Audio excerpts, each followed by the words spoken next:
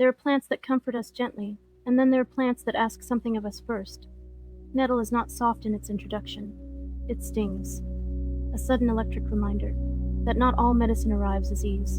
And yet, for those who listen beyond the sting, nettle reveals itself as one of the most generous plants on earth.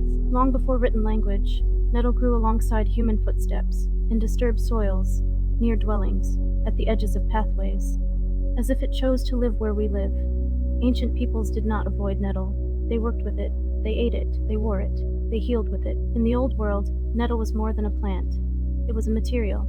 Its fibers, strong and resilient, were spun into cloth as fine as linen. Some say even burial shrouds and ceremonial garments were woven from its stems, binding the plant to both life and death. In herbal traditions, nettle became known as a deep nourisher, not flashy, not rare, but steady, rich in minerals drawn from the earth, iron, calcium, silica. It rebuilds what has been depleted.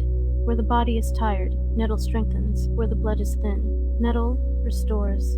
But nettle does not give without first teaching. Its sting, sharp and immediate, was not always avoided.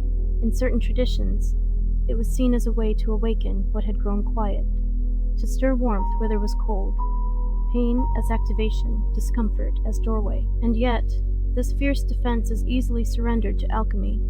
The touch of fire, or the embrace of hot water, dissolves the sting entirely, leaving only the medicine behind.